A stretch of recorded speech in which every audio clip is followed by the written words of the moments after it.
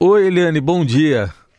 Bom dia, Raíssen, Carolina, ouvintes. Bom dia, Eliane, bem-vinda. Vamos começar falando sobre o achado do governo dentro do próprio palácio ali da Alvorada, sobre os 261 imóveis e peças que tinham sumido ou estavam perdidos ali nos cômodos. Queria que você falasse um pouquinho dessa justificativa que foi apresentada ontem pelo governo, também pela compra, né, de R$ 196 mil em itens de luxo no comecinho da gestão. Pois é aquela história, né? É mais um vexame, porque o presidente da República tem que ter a responsabilidade de não falar esse tipo de besteira, esse tipo de acusação em público, né? Como é que ele insinua ou diretamente acusa o antecessor, que era o Jair Bolsonaro, de ter sumido com móveis e com peças e com obras de arte do Palácio da Alvorada? Isso é irresponsável, gente. Irresponsável. Não, e além de tudo, é tiro no pé. Porque o Lula fica dando colher de chá, dando de bandeja para o Bolsonaro as balas e as armas para o Bolsonaro usar contra ele. Porque é claro que agora, né, a Michele Bolsonaro já foi para as redes sociais, a turma bolsonarista toda acusando o Lula, né, dizendo, tá vendo, olha, perseguição. Aí fica o Bolsonaro de vítima, sabe? Ficou constrangido. Essa história é inacreditável, né? Inacreditável. Espantoso. Incrível! Que é isso, minha gente? Acredite, se quiser. E sabe o que ficou pior ainda? Ficou pior porque essa história do sumiço das peças todas, dos móveis, foi o pretexto usado pelo governo para gastar essa dinheirama toda, quase R$ 200 mil, né, em novos móveis. Ah, levaram tudo, agora a gente tem que comprar, porque o Lula demorou a poder ocupar o Palácio da Alvorada, porque não tinha móveis, porque estava tudo realmente... há imagens mostrando que o palácio estava precisando de reforma, né? Taco, sumido, tudo muito maltratado e tal. Tudo bem, né? Dá uma geral, mas usar o pretexto de que não tinha os móveis para gastar essa dinheirama toda sem licitação, e agora, olha aí, ó, o Lula atraindo chuvas e trovoadas contra ele próprio. Essa história tem um lado ridículo, mas tem um lado grave, que é mostrar que o governante, o líder, não pode abrir a boca para falar esse tipo de coisa impunemente. Né? Agora ele que sofre as consequências, porque os bolsonaristas vão usar isso contra ele um tempão. Vai ser o tempo inteiro a defesa do Bolsonaro. Vai falar sobre joias, vai falar disso. Vai falar sobre golpe, vai falar disso. O tempo inteiro. Ou seja, espantoso tudo isso. Certamente. Bom, Eliane, outro assunto, mas que envolve ainda a família Bolsonaro, um dos integrantes da família, o filho 04, Jair Renan, denunciado pelo Ministério Público por lavagem de dinheiro e por falsificação de documento. Pois é, né? Você vê essa história, é outra história também super estranha, né? Porque esse menino, esse Jair Renan, que é filho 04 da segunda mulher do Bolsonaro, ele tinha um sócio, tinha uma empresa de eventos, né, que organizava feiras, congressos, exposições e tal, e ele denunciado agora pelo Ministério Público do Distrito Federal por ter falsificado documentos e informações para dizer que a empresa tinha um faturamento de 4 milhões e 600 mil e assim conseguiram um empréstimo de um banco muito conhecido, um banco privado.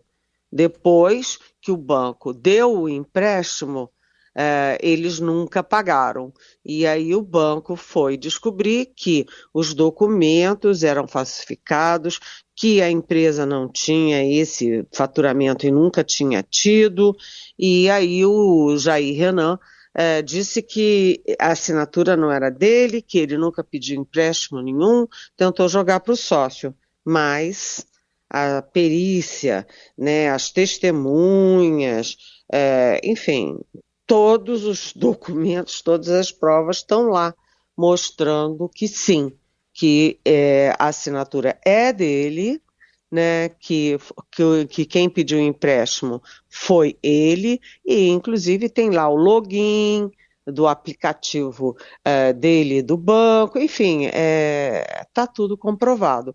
É mais um solavanco da família Bolsonaro na justiça, num momento em que o pai Jair acaba de ser indiciado pelo atestado falso de vacinação dele e da filha caçula, que é a Laura, da terceira mulher, da Michele. Enfim, aí o sobrenome Bolsonaro circulando para lá e para cá de, vamos dizer assim, imposições nada confortáveis, né?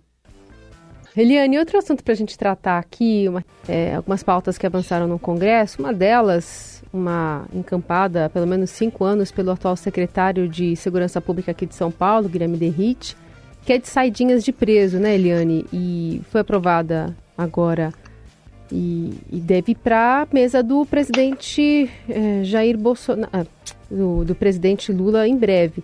Queria que você falasse um pouquinho dessa pauta que foi muitas vezes encampada pelo ex-presidente Jair Bolsonaro.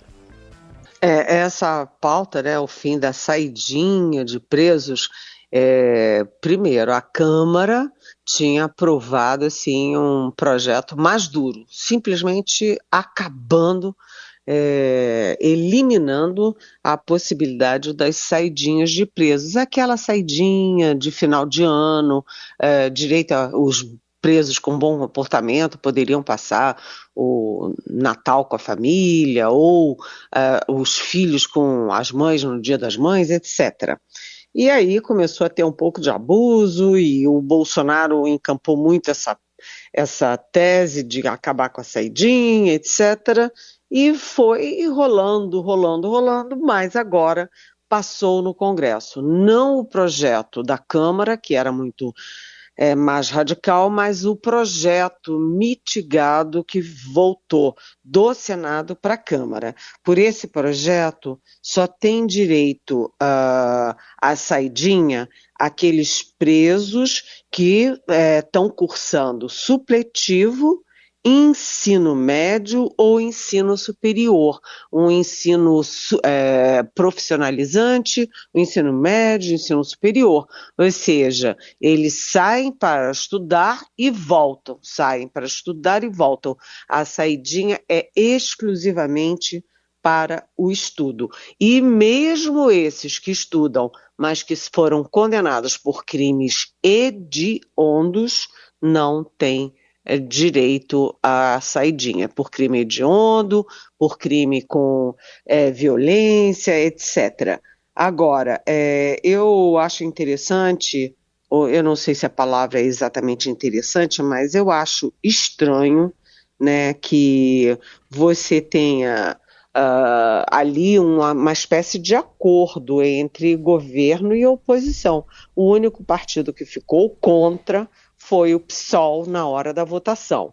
E aí eu junto isso com aquela coisa, tem quase 50 mortos, né, na Baixada Santista, depois da morte de um policial, né, tem quase 50 suspeitos ou criminosos ou sei lá quem mortos na Baixada Santista em ações policiais e mesmo assim a popularidade do governador Tarcísio Gomes de Freitas disparou nessa área aí de quase 50 mortos.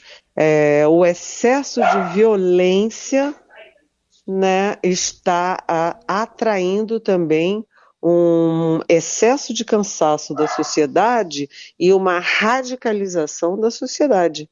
Ou seja, é um círculo vicioso, porque depois de você radicalizar a sociedade, você vai radicalizar ainda mais a violência. É perigoso. Essa questão no Brasil está sendo tratada de forma equivocada e a violência está fora de controle. Muito bem, essa relação que você fez é importante também, porque até o relator desse projeto foi o deputado Guilherme Derrite, que saiu aqui do cargo, né, de secretário de Segurança, só para conduzir essa votação, né, ser o relator, depois ele vai voltar para a secretaria, e ele que conduz essa operação toda que você citou lá na Baixada Santista. Eliane, vamos falar um pouco de economia também, algumas boas notícias para o ministro Fernando Haddad, mas a grande expectativa é para hoje também, para a gente saber a arrecadação de fevereiro, que vai mostrar um rumo aí que as contas públicas podem tomar.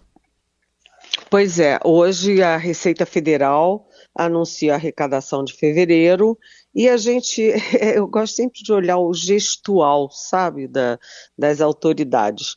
O Haddad, com esses embates todos com o Congresso, o ministro Fernando Haddad, né, da Fazenda, com esses embates todos no Congresso e essas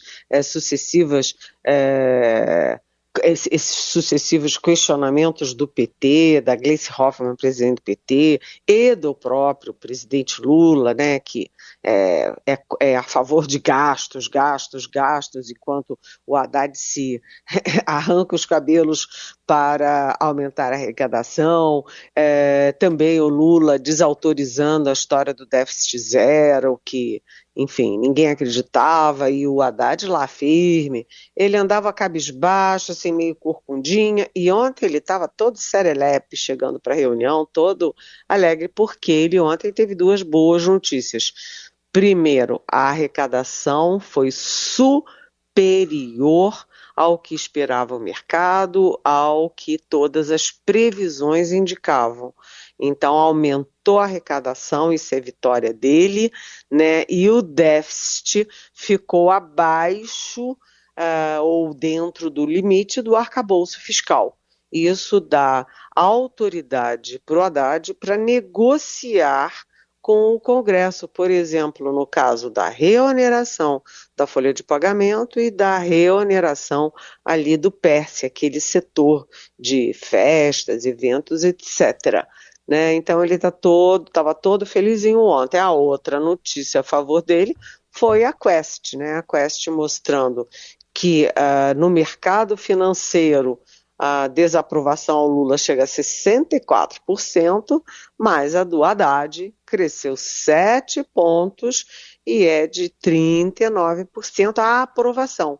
O Lula é 64% de desaprovação e 6% de aprovação. E a do Haddad é 39% e o setor financeiro ali, o setor dos investimentos, das aplicações, acha que o Haddad está fazendo bem, que a inflação está controlada, que o desenvolvimento está melhor do que o previsto, empregos, ou seja, hoje é possível que o Haddad continue andando assim, todo serelepe e não mais corcundinha como ele andava.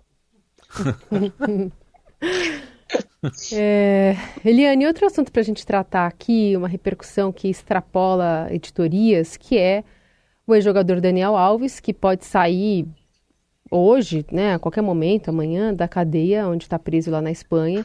Ele precisa pagar uma fiança de 1 milhão de euros para aguardar as próximas etapas do processo em liberdade. Já há informações de que o pai do Neymar vai dar uma ajudinha aí para o Barça, né? E, ao mesmo tempo, a gente tem o Robinho, né, que deve cumprir a pena dele também por estupro aqui no Brasil, ele que foi condenado em todas as instâncias lá na Itália. Que mensagens trazem essas duas decisões importantes sobre dois jogadores amigos brasileiros? A primeira mensagem é o seguinte: Assim como, né, a gente fala todo dia que o líder político, principalmente o presidente da República, tem responsabilidade no que ele diz, no exemplo que ele passa para a sociedade, também os ídolos, o ídolo do futebol, o ídolo da música, o ídolo do teatro, enfim, os ídolos têm responsabilidade, eles são referência, né? E esses meninos do futebol, eles saem de áreas de periferia, muitas vezes, na maioria das vezes, sabe, com escolas precárias, e aí eles começam a ganhar rios de dinheiro e começam a se sentir donos do universo. Então eles vão lá, estupram uma moça, depois estupram outra e acham que é assim mesmo, que todo mundo faz e que não vai acontecer nada com eles porque ninguém nem vai saber. O que esses dois exemplos do Robinho e do Daniel Alves estão dizendo para a sociedade? Não, não é assim, não. Não é porque eles estão cheios de dinheiro que eles podem se sentir dono de pessoas, dono de corpos de mulheres, né, nesse tipo de situação. Né? Estupro não, estupro jamais, até porque é uma dor que fica para sempre na alma da vítima.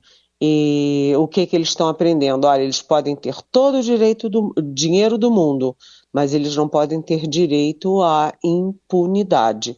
O Daniel Alves é um caso mais grave porque, cá para nós, né? O que a justiça na Itália está dizendo é o seguinte: quem tem dinheiro tem mais direitos e direito à impunidade do que uma mulher que foi estuprada, que foi maltratada, estuprada, porque não tem dinheiro, né? Então, como é que o Daniel Alves pede ali para o pai do Neymar, olha ali, me empresta aí 1 milhão de euros, que dá 5 milhões e tanto de reais, né? E aí ele sai da cadeia. O que é mais importante? Né? O direito à honra, à saúde daquela moça ou o dinheiro do Daniel Alves, do pai do Neymar e do Neymar? Sabe? Então, foi um mau momento. O bom foi que ele foi condenado, mas o mal é que o dinheiro compra tudo, compra inclusive a moral, a ética, o direito, a justiça. Aqui no Brasil, né, o STJ, o Superior Tribunal de Justiça, decidiu que o Robinho não entrou no mérito se é culpado ou não, se aconteceu ou não, mas que o Robinho tem que cumprir pena no Brasil pela condenação na justiça na Itália. Né? Ele vai ter que cumprir essa pena exatamente como a justiça da Itália determinou. E aí é que está. Né? Ele não pode pensar que ele pode fazer o que ele quiser. Né? As mulheres, por mais que sejam estrangeiras, que sejam migrantes, que sejam pobres, não interessa. A mulher tem direito a saber o que vai fazer com a própria vida dela, com o corpo dela, com a alma dela. Então, acho que foi um bom momento, uma decisão acertada. Né? Eles agora estão dando exemplo para os outros. Olha, vocês que acham que podem sair estuprando quem vocês bem entendem, fiquem de barbas de molho, porque as coisas estão mudando.